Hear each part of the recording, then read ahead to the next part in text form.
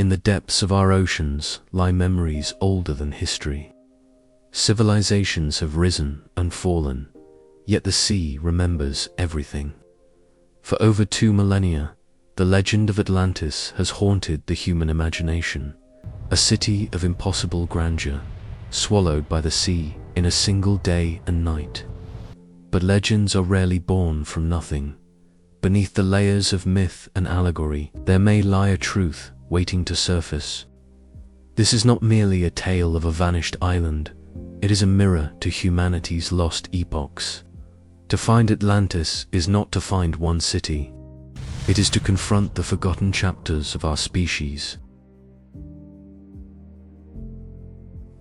The first mention of Atlantis comes not from a sailor's log, but from the pen of a philosopher. Around 360 BCE, in his dialogues Timaeus and Critias, Plato described an advanced island civilization that once lay beyond the pillars of Heracles, a people of vast wealth and power, masters of architecture, astronomy, and navigation. And then, in a single day and night, they were gone. For centuries, scholars have debated whether Plato was describing history or myth. Some call it allegory, a warning about human hubris. Others insist he recorded fragments of an event real enough to be remembered by his ancestors, passed down through Egyptian priests. But what if both are true? In the 20th century, archaeologists began to suspect that Plato's Atlantis might echo a real catastrophe. The eruption of Thera, around 1600 BCE, one of the largest volcanic explosions in human history. The blast vaporized islands, sent tsunamis racing across the Aegean, and blackened the sky for years. The Minoan civilization, flourishing on Crete, fell soon after. Some scholars saw in this disaster the seed of the Atlantis story. But Santorini is not the only suspect. From the Azores to the Caribbean, from Antarctica to Doggerland, every continent hides a drowned legend.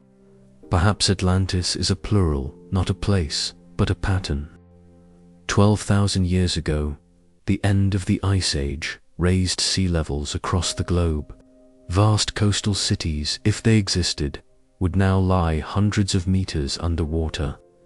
In geological time, the ocean is not a boundary. It is an eraser. In 2003, off the coast of Spain, oceanographers detected a rectangular structure on the sea floor, a pattern of intersecting lines stretching for kilometers. For a brief moment, the world wondered, had Atlantis been found? But Google Earth data later revealed the pattern was caused by sonar mapping, a digital mirage. Still, the ocean keeps its secrets. Half a world away, off the coast of Japan, the Yonaguni Monument challenges classification, natural formation, or human design. Its geometry seems deliberate, right angles, steps, pillars. If artificial, it would date to over 10,000 years ago, rewriting prehistory. The seafloor is less explored than the surface of Mars. What sleeps beneath its endless dark could redefine not only history, but humanity's place in time. Flood myths are universal. Nearly every culture on Earth remembers a time when the waters rose and civilization was reset. To historians, these tales record post-Ice Age floods. To philosophers, they reveal the human soul's fixation with renewal, but perhaps they also preserve data. Memories encoded as metaphor. Our ancestors may not have known science, but they knew survival and memory. They carried their histories not in books, but in stories. Atlantis may be humanity remembering itself.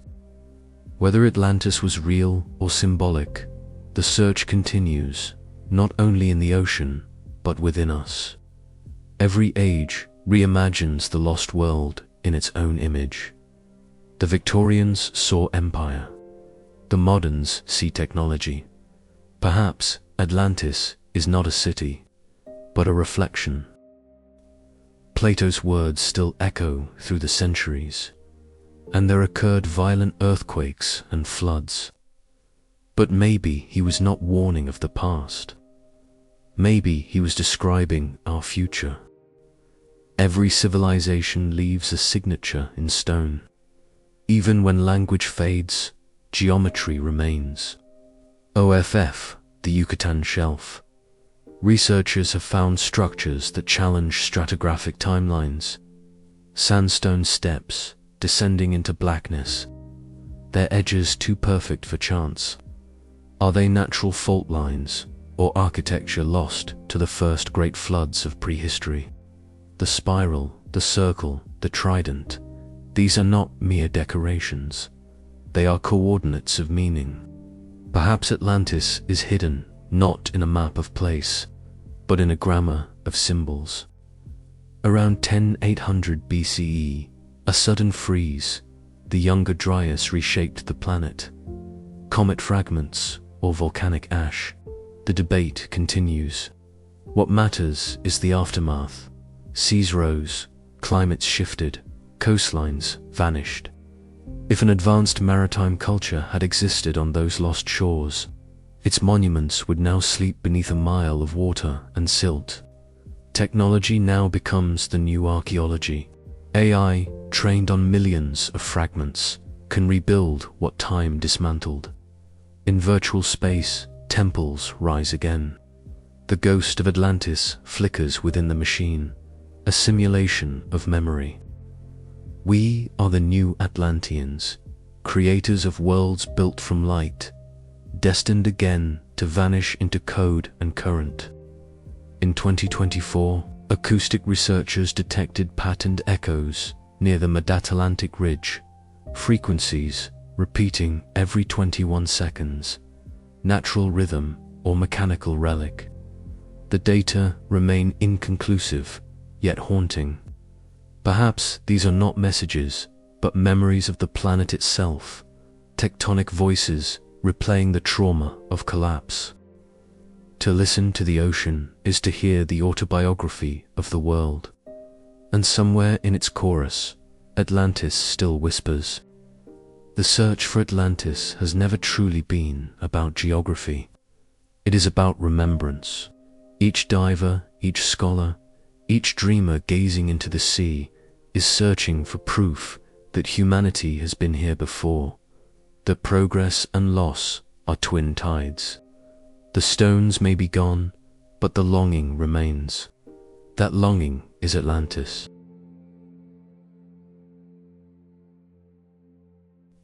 It has stood for more than 4,000 years, the last of the seven wonders. Yet its purpose remains a question that humbles even our most advanced minds. The Great Pyramid of Giza, not merely a tomb, not merely a monument, but a code, a message written in stone, calibrated to the cosmos. Who wrote it and for whom? The pyramid is not simply built, it is engineered. Every dimension, every angle, every ratio seems to speak a language of numbers, a language our ancestors claimed was taught by the gods. North, south, east, west. The pyramid aligns with the Earth's axis more precisely than modern structures built with lasers. Ancient surveyors, with nothing but rope, shadow, and sky, achieved an engineering miracle. How? Coincidence, say some. A cosmic blueprint, say others. The layout of Giza mirrors Orion's belt. 3 stars, 3 pyramids, each offset with eerie precision. To the builders, the heavens were not distant. They were instruction. The Great Pyramid's dimensions encode the mathematics of the planet. Its base perimeter to height forms the ratio of to pi, the relationship of a circle to its radius. The monument translates geometry into stone, uniting square and circle, earth and heaven. When scaled, the pyramid's proportions mirror the Earth's curvature, as if its architects measured the planet before modern instruments existed. Coincidence, or inheritance. Numbers don't lie, but they can conceal. The pyramid's code is not simply mathematical, it is spiritual physics, a temple of resonance. Deep within the heart of the pyramid lies the king's chamber, not a tomb, but a resonator. Acoustic studies reveal that its geometry amplifies sound frequencies in harmonic resonance with Earth's own Schumann frequency to 7.83 Hz. The builders may have harnessed sound, not for worship, but for energy. Each chamber, the Grand Gallery, the Queen's Chamber, the shafts forms part of a precise harmonic circuit, a monument that sings to the planet. Perhaps this is why the ancients called them houses of life. What we call myth may have been physics. What we call worship may have been engineering. Ancient texts speak of a golden capstone, the Benben, a symbol of the sun's first light. Some legends describe it as metallic, capable of drawing the fire of Ra from the heavens.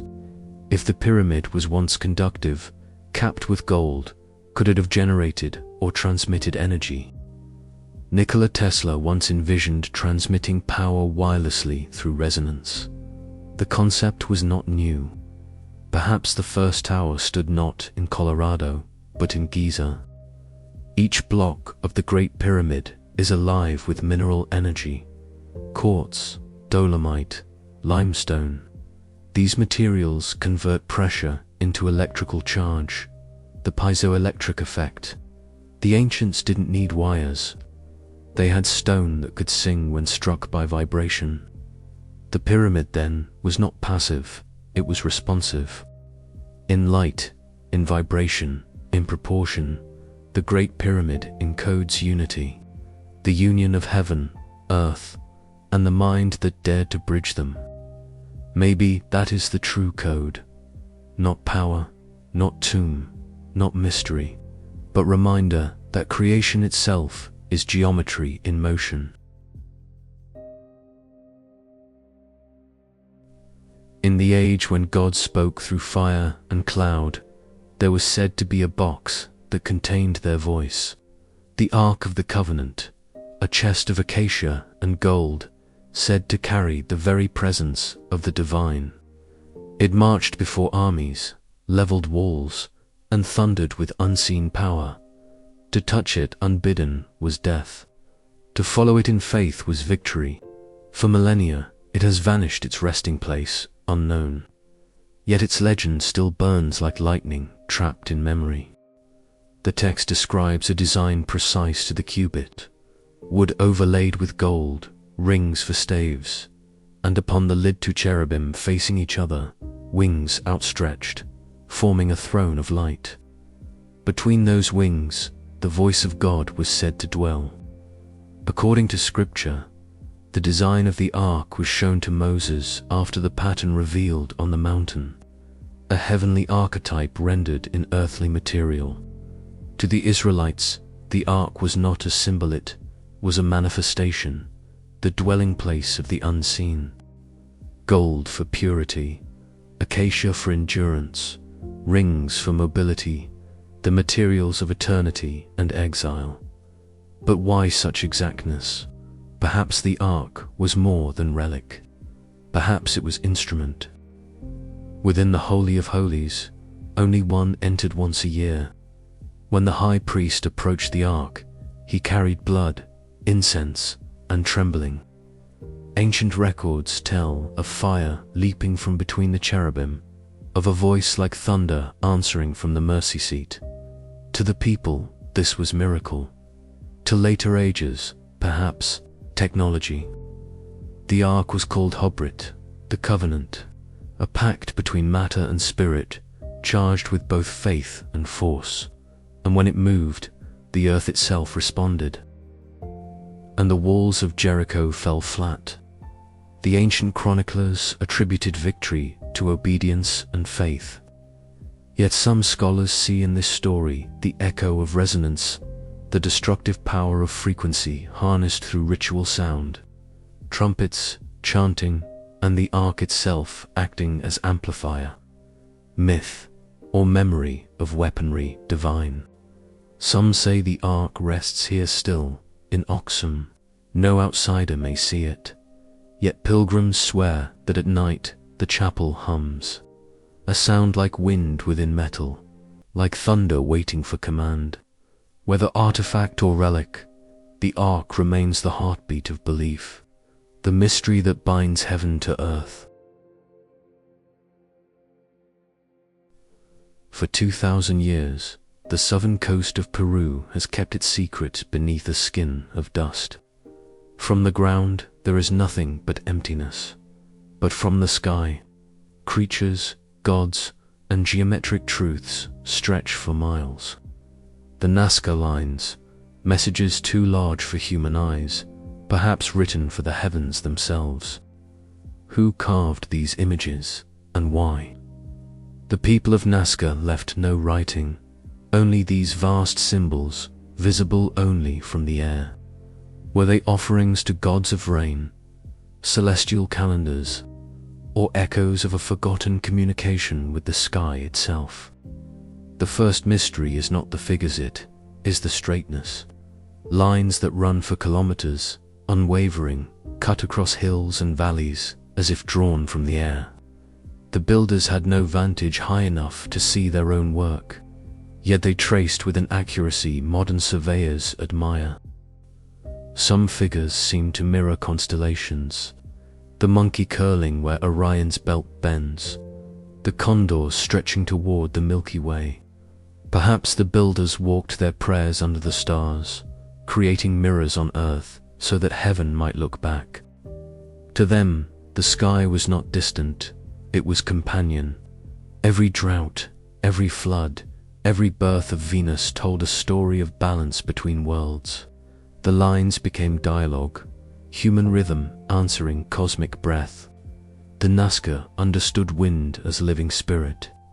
In their language, air was thought to carry intention. By walking the lines, they believed words and wishes rose into the sky, carried on breath to the gods. The desert became a transmitter, the wind its signal. Across millennia, the wind still speaks here, erasing and revealing, forever rewriting the same prayer. To fly was to become divine. The condor, the hummingbird, the spider symbols of transformation. Perhaps the Nazca dreamed of flight, imagined their souls rising to view their work as the gods did. What modern man achieved with engines, they sought with faith. The lines do not beg to be solved. They beg to be seen from the height of wonder. Perhaps they were never meant as messages to gods or aliens, but to us, reminding future eyes that meaning, like the desert wind, can only be seen when the light is right.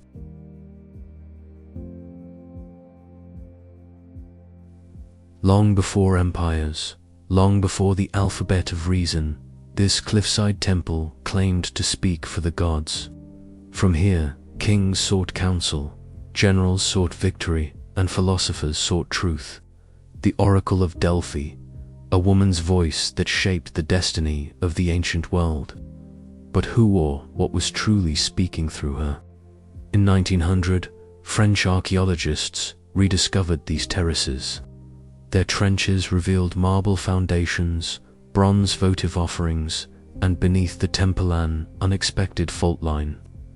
The ancients called it the navel of the world. Geologists call it an intersection of tectonic fractures. Legend said the Pythio, the priestess of Apollo, sat upon a tripod above a fissure in the earth. From the opening rose a sweet-smelling vapor. Inhaled, it carried her into trance. Her words became the god's command. For centuries, scholars dismissed this as metaphor, and the rocks themselves began to speak. Ethylene, colorless, fragrant, intoxicating. At low concentrations, it induces euphoria and mild hallucination. The same divine vapor described by Plutarch, who served as priest here millennia ago. The breath of the mountain was real. Witnesses said her voice changed, deeper, rhythmic, sometimes doubled as if to spoke in unison. Interpreters beside her translated the riddle into verse. Know thyself, nothing in excess. Warnings and paradoxes that still govern Western thought. Etheline may explain the visions, but not the precision of the language. How could chemistry alone produce poetry that guided empires? The oracle's authority was not in prediction, but in ambiguity. A prophecy offered many paths. The outcome proved her right regardless. To modern historians, this was political genius, system of diplomacy disguised as divinity. Earthquakes shifted the fissures. The vapor ceased. Rome rose. The god grew silent. But in the quiet, something endures the idea that Earth itself once spoke, and that humans learned to listen.